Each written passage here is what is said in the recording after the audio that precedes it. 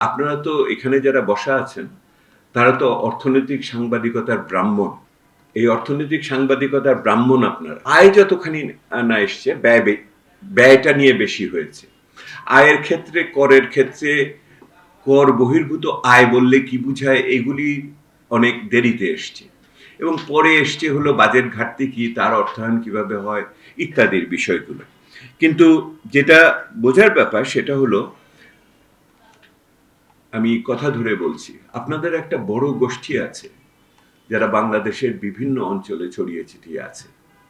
আপনারা তো এখানে যারা বসা আছেন, তারা তো অর্থনৈতিক সাংবাদিকতার ব্রাহ্মণ।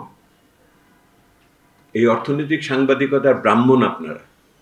আমি বলি, আপনাদের যে সহযোগীরা আছে বিভিন্ন মফস্বল শহরে, এবং তাদের সাথে আমার যোগাযোগ আছে, একটা নেটওয়ার্ক দাঁড় করিয়েছি আমরা নাগরিক প্ল্যাটফর্মের পক্ষ থেকে, এবং তাদের আমাদের অনুষ্ঠানাদিতে নিয়ে আসার চেষ্টা করি। তাদের আমরা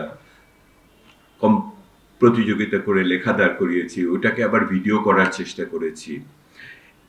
এবং ওনাদের একটা আক্ষেপ আছে, ওনাদের যথোপযুক্ত স্বীকৃতি, সম্মান বা তাদের সক্ষমতার ব্যাপারে মনোযোগ দেওয়া হয় না।